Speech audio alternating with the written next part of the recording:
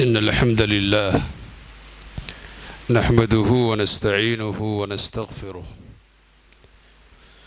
ونعوذ بالله من شرور أنفسنا ومن سيئات أعمالنا من يهده الله فلا مضل له ومن يضلله فلا هادي له وأشهد أن لا إله إلا الله وحده لا شريك له وأشهد أن محمدًا عبده ورسوله يا أيها الذين آمنوا اتقوا الله حق تقاته ولا تموتن إلا وأنتم مسلمون يا أيها الناس اتقوا ربكم الذي خلقكم من نفس واحدة وخلق منها زوجها وبث منهما رجالا كثيرا ونساء واتقوا الله الذي تساءلون به والأرحام إن الله كان عليكم رقيبا يا أيها الذين آمنوا اتقوا الله وقولوا قولا سديدا يصلح لكم أعمالكم ويغفر لكم ذنوبكم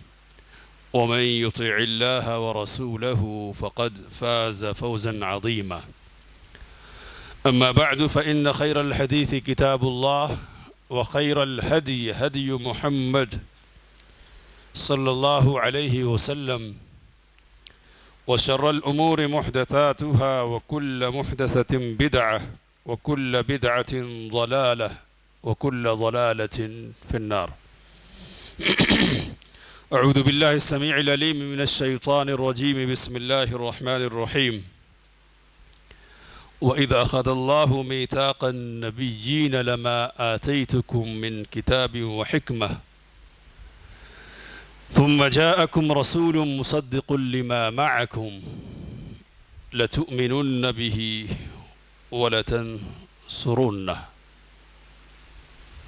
قال أأقررتم وأخذتم على ذلكم إصري قالوا أقررنا قال فاشهدوا وأنا معكم من الشاهدين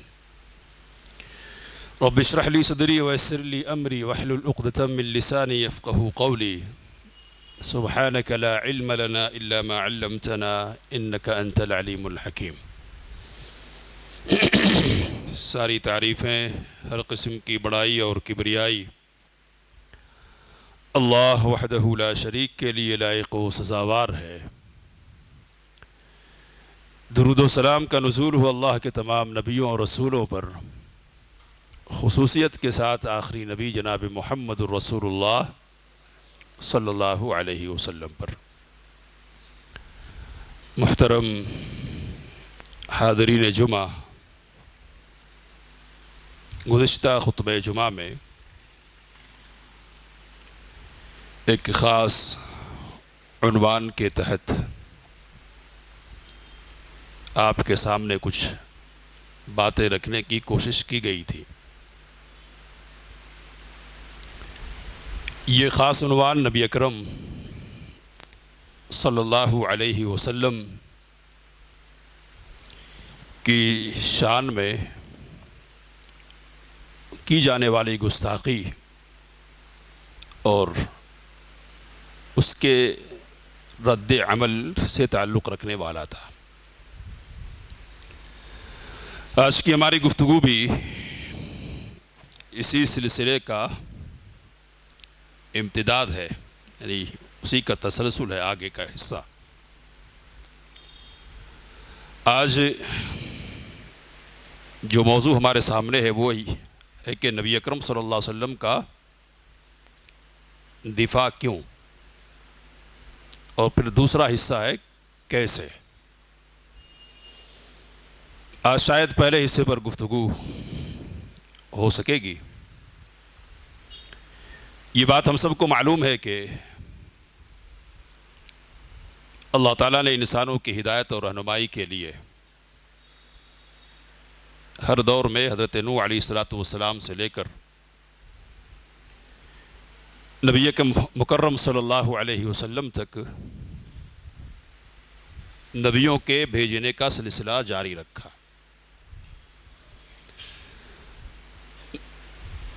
نبی اکرم صلی اللہ علیہ وسلم اس سلسلے کی آخری کڑی تھے، آپ صلی اللہ علیہ وسلم کو بعثیت رسول تسلیم کرنا اور آپ پر ایمان لانا، یہ ارکان ایمان میں سے چوتھا رکن ہے، اور اس کے بغیر کسی شخص کا ایمان ٹھہر ہی نہیں سکتا۔ کوئی اگر مومن کہلانا چاہے تو اس کے لیے لازم ہے کہ وہ نبی اکرم صلی اللہ علیہ وسلم کی رسالت کا اقرار کرے، آپ صلی اللہ علیہ وسلم کو رسول اور نبی مانے۔ اس اقرار کے بغیر اللہ پر ایمان، جو کہ ممکن ہی نہیں ہے، آخرت پر ایمان اور دوسرے ارکان پر ایمان کی کوئی قیمت نہیں ہے، بلکہ یہ کہنا چاہیے کہ ان میں سے کسی میں بھی کوئی خلل ہو تو دوسرے کی کوئی قیمت اللہ تعالیٰ کے یہاں نہیں ہے۔ تو رسول اللہ صلی اللہ علیہ وسلم پر ایمان لانا ہے بحیثیت رسول، ماننا ہے آپ صلی اللہ علیہ وسلم کو۔ اب یہ جو ایمان ہے نا، اس کے تقاضے کے طور پر بہت ساری ذمہ داریاں ہمارے سر آتی ہیں، تو ان میں ایک ذمہ داری آپ صلی اللہ علیہ وسلم کی تائید و نصرت اور آپ صلی اللہ علیہ وسلم کا دفاع بھی ہے، دفاع۔ اور یہ جو ذمہ داری ہے نا، اس کی اہمیت کیا ہے؟ تو اس کی اہمیت بہت ہے۔ یوں کہنا چاہیے کہ ایمان جس طرح ضروری ہے اسی طرح تائید اور نصرت اور دفاع بھی ضروری ہے، اور کوئی ایمان طاقت رکھتے ہوئے دفاع نہ کرے تو پھر اس کا ایمان شک کے دائرے میں ہوگا، شک کے دائرے میں۔ تو نبی اکرم صلی اللہ علیہ وسلم پر ایمان کا تقاضا ہے کہ ہم دفاع کریں آپ کی شخصیت کا، آپ کی عزت کا، آپ صلی اللہ علیہ وسلم کے مقام اور مرتبے کا۔ یہ ایمان کا لازمی تقاضا ہے، بلکہ ایمان کے پہلو بپہلو چلنے والی چیز ہے، ساتھ قدم بقدم ملا کر۔ تو یہ بات جو میں کہہ رہا ہوں، کیوں کہہ رہا ہوں؟ تو یہ بات اس لیے کہہ رہا ہوں کہ قرآن مجید نے جہاں آپ صلی اللہ علیہ وسلم پر ایمان کی بات کی، وہیں آپ صلی اللہ علیہ وسلم کی تائید اور نصرت کی بھی بات کی۔ سورۃ الاعراف میں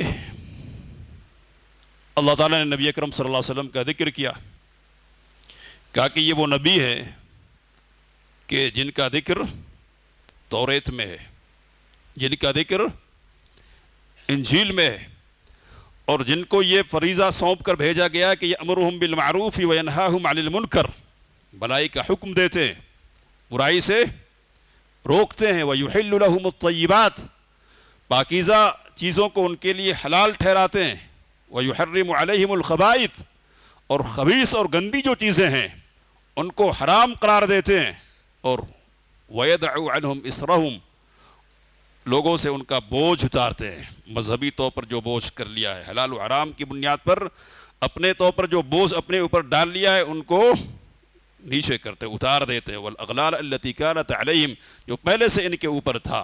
آگے کیا کہا؟ كَفَالَّذِينَ آمَنُوا بِهِ، تو جو لوگ ان پر ایمان لے آئیں،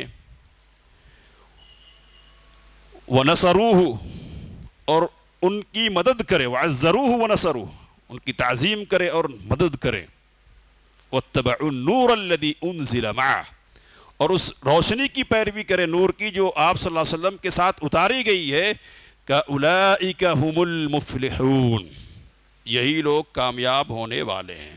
تو ایمان لانے کے بعد جس چیز کا ذکر ہے وہ کیا ہے؟ تو وہ نبی اکرم صلی اللہ علیہ وسلم کی نصرت ہے، مدد ہے۔ تو جب بھی ضرورت ہوگی نبی اکرم صلی اللہ علیہ وسلم کو مدد کے لیے اٹھ کھڑے ہوں گے۔ اٹھ کھڑا ہونا یہ کامیابی کے راستوں میں سے ایک راستہ ہوگا، اور جو لوگ کامیابی حاصل کرنا چاہے ان کے لیے ضروری ہوگا کہ وہ نبی اکرم صلی اللہ علیہ وسلم کی مدد کے لیے اٹھ کھڑے ہوں۔ تو یہ جو اٹھ کھڑے ہونے کی بات ہے نا، اس کی اہمیت کو سمجھنے کے لیے ایک اور آیت کریمہ ہمارے سامنے، ذرا اس پر غور کر لیں گے اور پھر بات آگے بڑھائیں گے۔ اللہ تعالیٰ نے سورۃ آل عمران میں فرمایا وَإِذْ أَخَذَ اللَّهُ مِيثَاقَ النَّبِيِّينَ، اللہ تعالیٰ نے نبیوں سے عہد لیا۔ اس وقت کو یاد کرنا چاہیے، کیا کیا عہد لیا؟ لما آتیتکم من کتاب و حکمہ، کہ میں نے تم کو کتاب اور حکمت سے نوازا، اور پھر ثم جاءکم رسول مصدق لما معکم، پھر اس کے بعد رسول آ جائے جو تمہاری باتوں کی تصدیق کرنے والا ہو، لتؤمنن بہ ولتنصرنہ، تو تم ضرور اس نبی پر ایمان لاؤ گے اور اس کی مدد کرو گے۔ یہ عہد لیا کس نے؟ اللہ نے لیا۔ کن سے؟ انبیاء کرام علیہم الصلوۃ والتسلیم سے۔ تو ایمان لینے کا بھی عہد لیا اللہ تعالیٰ نے، اور مدد کرنے کا بھی عہد لیا اللہ تعالیٰ نے۔ اور یہ عہد کس قدر اہم ہے اور کس قدر سخت ہے، کہا کہ اقررتم واخذتم علی ذلکم مصری، کیا اس کا اقرار کرتے ہو آپ اور اس پر عہد دیتے ہو مجھے مضبوطی کے ساتھ؟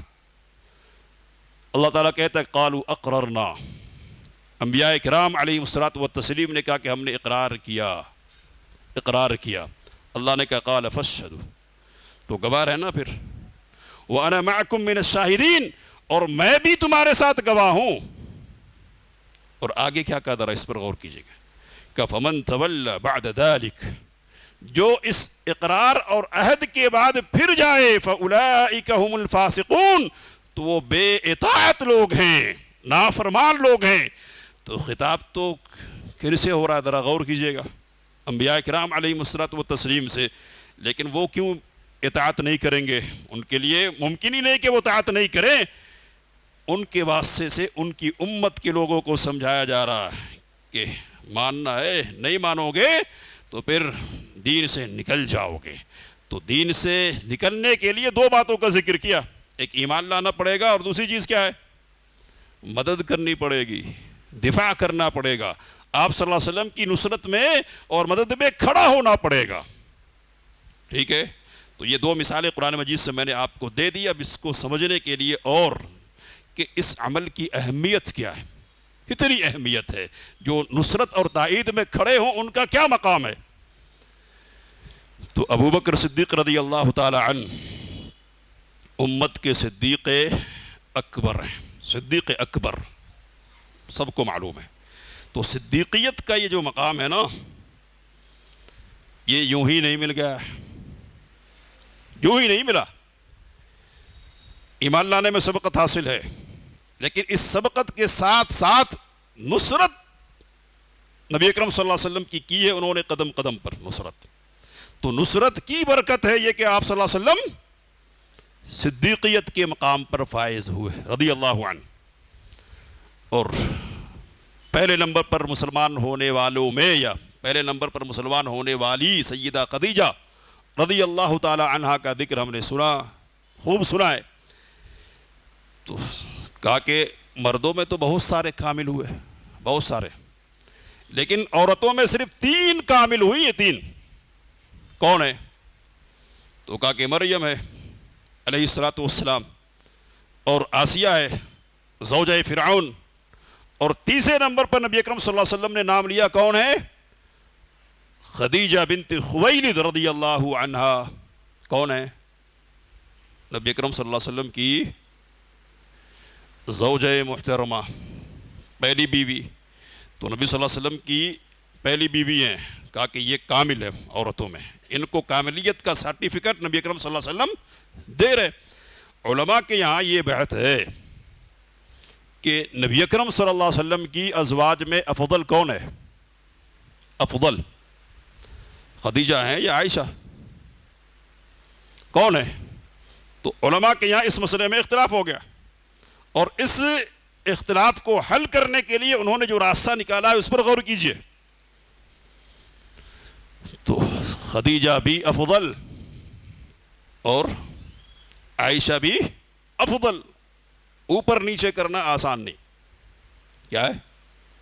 اوپر نیچے کرنا، ان کو آگے کر دیں گے اور ان کو پیچھے کر دیں گے، آسان نہیں ہے۔ سیاق کی بنیاد پر ایک بات اور ایک کوشش کی جا سکتی ہے، لیکن آسان نہیں ہے۔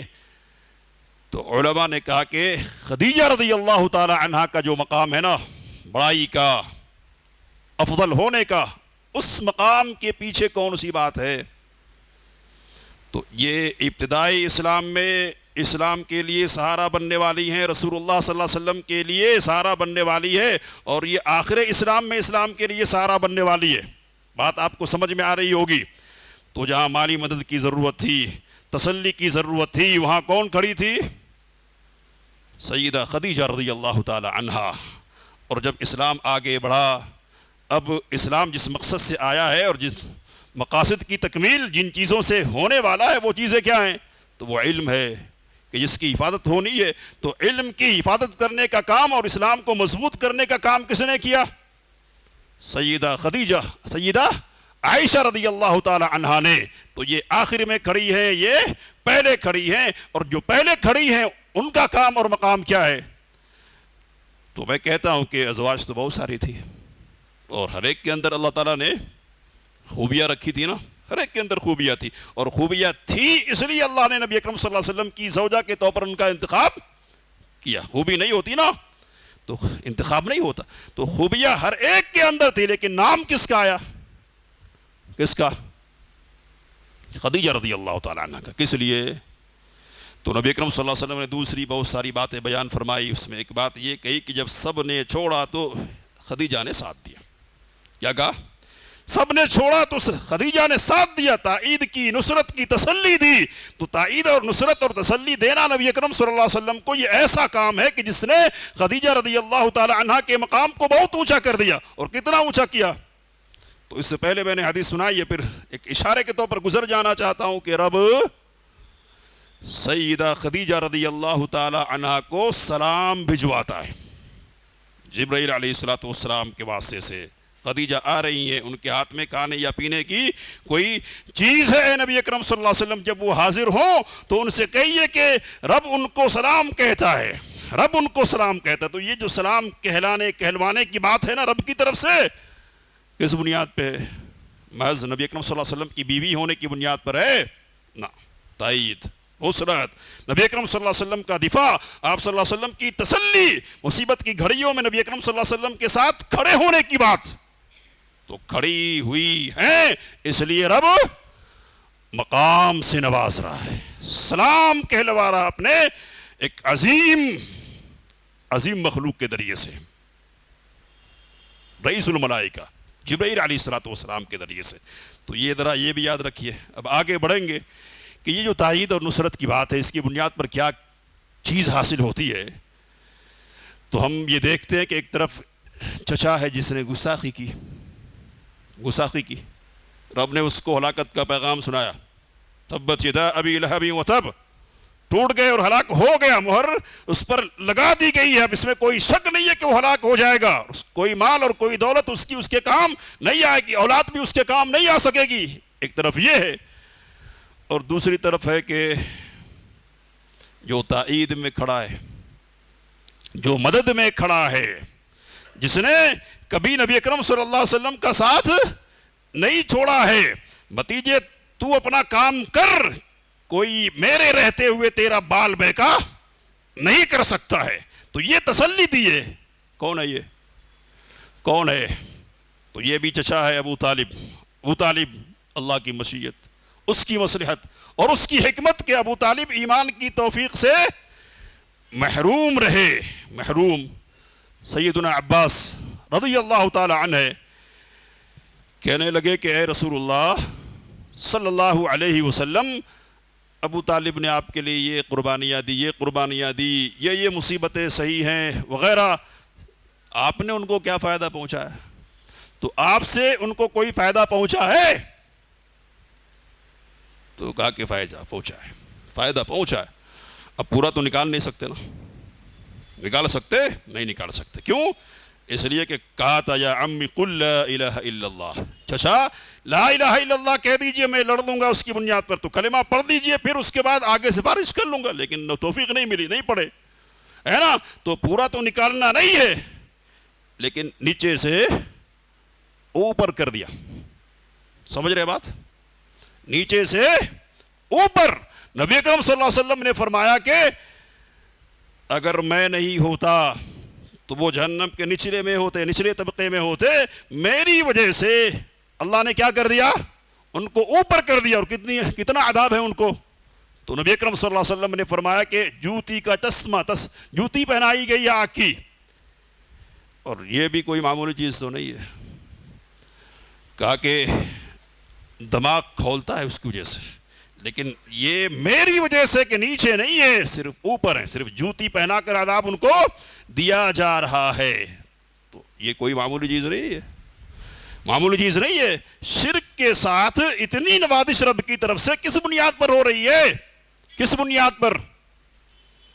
تو یہ نبی اکرم صلی اللہ علیہ وسلم کی تائید کی وجہ سے، یہ نبی اکرم صلی اللہ علیہ وسلم کی نصرت کی وجہ سے، آپ صلی اللہ علیہ وسلم کا ساتھ دینے کی وجہ سے ہے۔ آخرت کی بات یہ ہو رہی ہے، دنیا میں بھی نبی اکرم صلی اللہ علیہ وسلم نے خیال رکھا ہے اس کا۔ ایک مثال دے رہا ہوں، نبی صلی اللہ علیہ وسلم طائف سے آ گئے واپس، کیسے آئے معلوم ہے؟ مکے میں پہلے ہی زمین تنگ ہو گئی تھی، ابو طالب بھی چلے گئے تھے، خدیجہ رضی اللہ تعالی عنہ بھی باقی نہیں رہی تھی، اس لیے باہر نکل کر کوشش کی تھی نبی اکرم صلی اللہ علیہ وسلم نے، لیکن یہ کوشش بھی ظاہری اعتبار سے ناکام تھی، اور نبی اکرم صلی اللہ علیہ وسلم مایوس ہو کر لوٹے تھے۔ اب مکے کے اندر جائیں تو کیسے جائیں؟